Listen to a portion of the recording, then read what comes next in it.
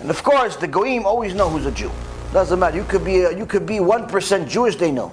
You could be completely obnoxious about Judaism, meaning you could be anti-Semitic yourself as a Jew, and they still know that you're a Jew, and they still consider you a Jew.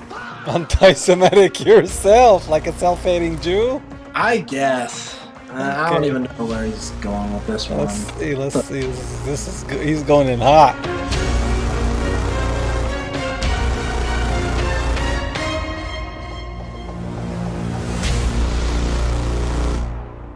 So this is Rabbi Yaron Reuven, and this is the Goyim always know who is a Jew.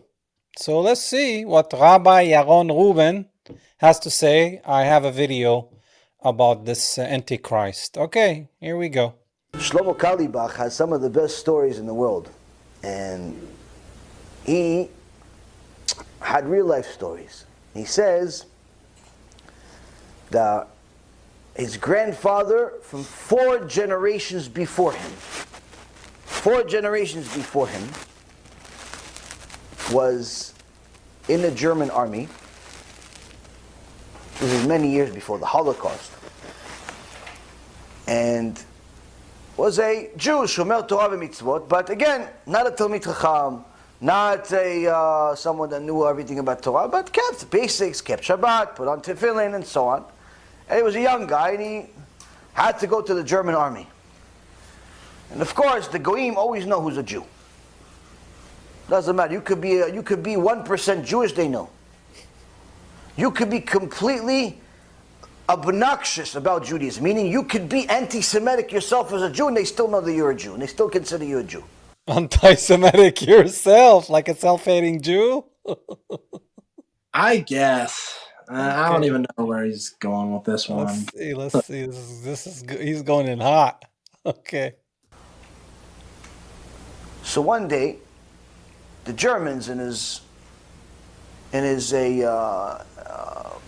platoon decided to make a big deal about the fact that he was Jewish. They said, listen, you sure you're with us? Why don't you eat this? What's that? Hey, eat it. It's good. It's good. Good for you. Oh, what, you guys are ate? Yeah. No, I can't eat it. Why not? It's pig. I can't eat pig. I don't eat pig. So you're not with us then. Listen, I'm fighting with you. I got a gun, just like you. I got a knife, just like you. I'm fighting the enemy. We're on the border of Poland. People are dying every day. What do you want for my life? I'm not going to eat the food. No. You're going to eat the food. Or we're going to make you eat the food. He says to them, I'm not going to eat the food. And they start beating him senseless. They give him such a beating that at some point they throw him off the hill. He rolls down the mountain, he rolls down the hill, and they pretty much leave him for dead. They assume he definitely died from this fall, needless to say, from the beating they gave him. He falls right past the border. He's now officially in Poland. They leave. Miraculously, he gets up, looks around, realizes where he is, says, I'm never going back to where I was. And walks into Poland. Walks into Poland with 15 coins on him. Nothing else.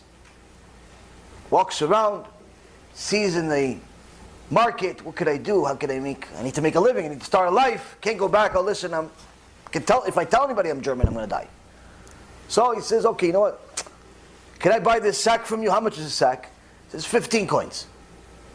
Okay, I'll take it. He buys a sack. As he's walking down the street, somebody says, hey, I need that sack. How much you want to sell that sack? I'll give you 30 coins for it. Okay, I'll take it. He started making money immediately.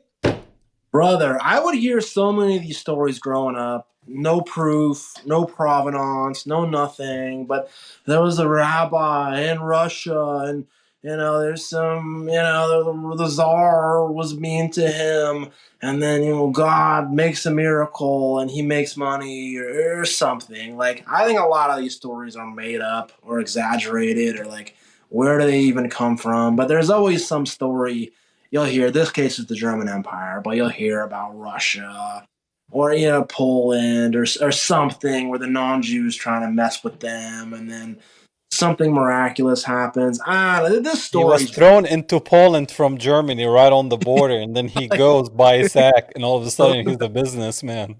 yeah, like the border's not being. They're in a time of war, and the border's not being protected. He just rolls into Poland Yeah, just down. rolls and keeps going like, hey, I want to buy a sack. I got 15 gold pieces of shekels. Yeah, And now he makes the 30 pieces of silver so he can sell Jesus Christ. Let's see where this is going. Let's see. yeah, and this story sounds very made up, but Yeah, okay, he's a good storyteller, though. he's a good storyteller. Yeah, He's got he's a me. good story. I heard a lot of stories like this Yeah. growing up. Yeah, and a lot of them were made up. Yeah. All right, let's see where he's going. Doubles his money within 5 seconds. So he goes to the store again to buy something. What do you have for 30? He says, I have this. Okay, I'll take it. He buys it. As he's walking down the road, hey, you, what do you have? I'll pay you 60 for it. Sure, okay. Within 2 months, he became a multi-millionaire.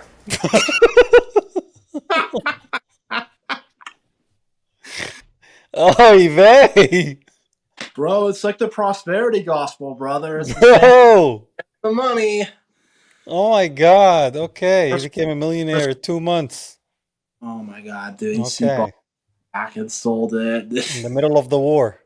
Rolls down the hill into Poland, brother. Okay. Yeah, it's a cool story, bro. Yeah, Cool. let's see what's gonna happen. Is he gonna be dealing with more anti-Semitism in Poland? Let's see. Everything he buys, he doubles the money within moments. Unbelievable. Shortly later, after he settled down, millionaire, blessing from Shamayim for his Mesirut Nefesh, for this mitzvah of not eating pig. Now, Shlomo Kalibach says, my grandfather didn't know. He didn't know a lot about Torah. Why? He didn't know that he didn't have to die for not eating pig. He could have actually eaten the pig, actually. If those people were threatening to kill him, he was allowed to eat the pig. But he didn't know. He knew that he has to keep Shabbat. He knew he's not allowed to eat pig. He knew a little bit. And he was willing to die for it. He was willing to die for it. That's the most important part. And HaKadosh Baruch Hu blessed him. And within a few months, he became a multi-millionaire in a brand new country with no enemies. Sometime later, he sends a letter to the Ktav Sofer. The Ktav Sofer is Rabbi Avraham Shmuel Benjamin Sofer, the son of the Khatam Sofer.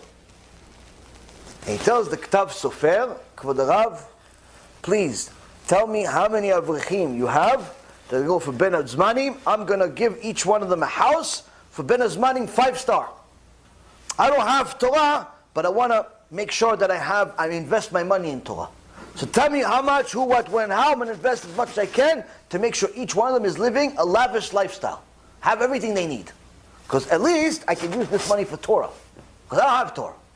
So that money to buy them houses and this for Torah, how does that really work? Yeah, Shlomo Carlebach, by the way, he's like a Jewish singer guy. He's pretty popular amongst these people. And this whole story about how he got the money, how his grandpa got rich, how he came from a rich family.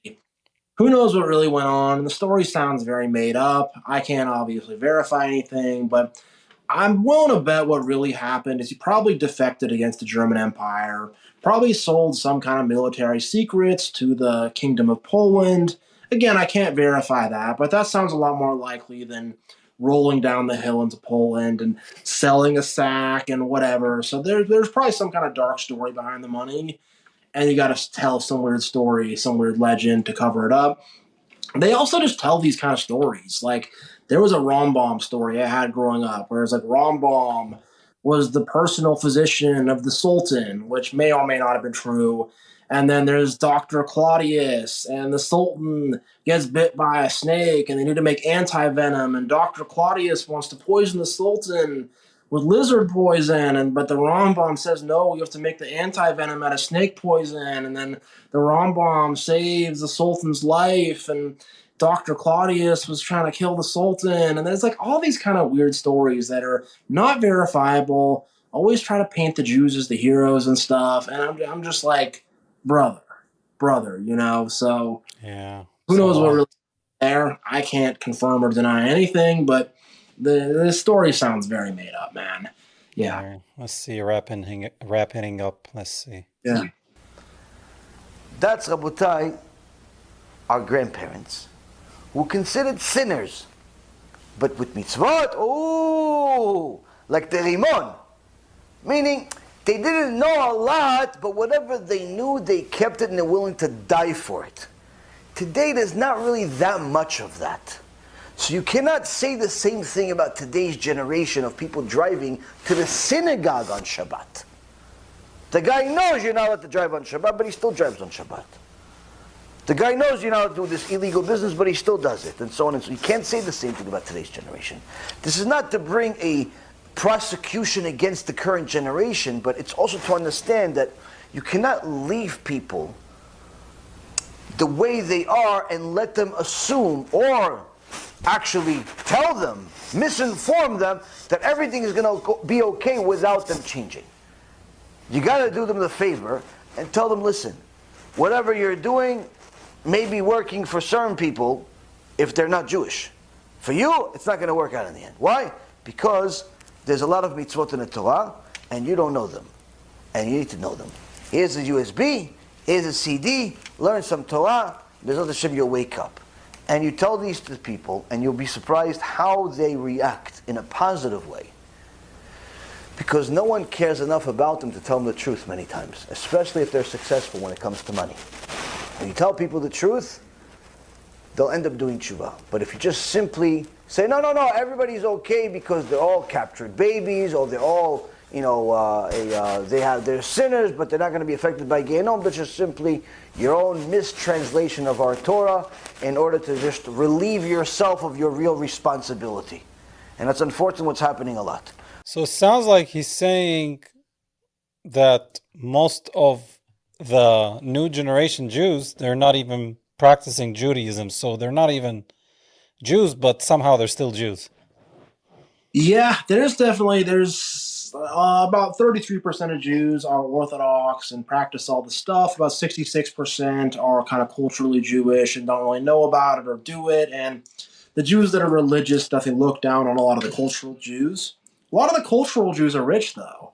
So they'll get a rich cultural Jew, and they'll be like, hey, you don't keep the Shabbat, you don't keep the kosher, we need about 100,000 for this new synagogue. If you just give us the money, put in a good word to God with you, essentially. So that's a lot of what goes on there with that. But yeah, there definitely is a divide between Jews who are religious and Jews who are not religious, and the religious Jews definitely have a contempt for the Jews that are not religious and feel like they gotta push this religion on them.